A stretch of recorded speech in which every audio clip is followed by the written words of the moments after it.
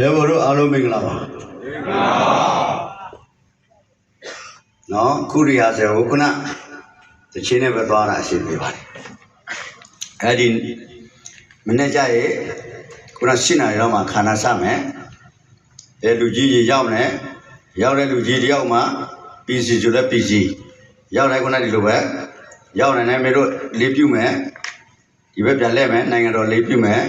ဒီမျိုးသားလာလေးပြုမယ်ဒီအသစ်တလေးချက်ဆိုမယ်လူကြီးတွေမင်းတို့ဟောရပေးမယ်ဘောပေါ်လားဟုတ်ပါဘူးလူကြီး3 ယောက်ဖြစ်မယ်ဆရာတော်တစ်ပါးလည်းပါမယ်ဆရာတော်ပါရဲ့ဆရာတော်ရဲ့ဆုံးမစကားကိုအရေးလာမယ်နောက်ပြီးတော့ကောင်းတော်3 ယောက်လာမယ်ဘောပေါ်ပြီနော်ဟုတ်ပါဘူးခုနကတော့ဒီလိုနဲ့ပဲသွားတာပိုရှိပြင်းမယ်လူဆိုတဲ့အခါကျတော့အတာနော်ပတ်ကြတယ်အဲ့ဒီတိုင်းပဲသွားမယ်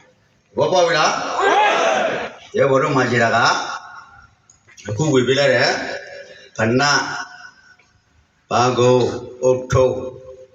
ခုနလက်အိတ်အဲ့ဒါကိုပဲပြည့်စည်ပဲဒီပွဲပြီးတဲ့အထိတော့ထေထေသေးသေးနဲ့စနစ်ကြတောက်ပြောင်ဖြစ်ဖို့ရည်ကြီးတယ်အဲ့ဒီနေ့ကျရဲ့ခြေဖြားနဲ့ဟုတ်ကောင်းထိကြည့်မယ်စစ်သားတကြောင်ကြီးနော်စစ်သားခုနမမစစ်သားပဲမျက်နှာဟိုပြိုးဒီပြိုးညိတ်လို့ညိတ်ပဲဟိုလက်ဒီလက်လဲလို့ရမလားမရဘူးအဲ့ဒါပါလေကြည့်မယ်ကြည့်ပြီးတာနဲ့ကလေးတွေလည်းပြီးလူပြီးတုတ်တပ်ပွဲပြန်ထွက်မယ်ရပရိနဲ့ပဲပြန်ထွက်မယ်ထွက်ပြီးကလေးတွေကသူတို့ဒီကပွဲတဲ့ဆက်ပြန်နေမယ်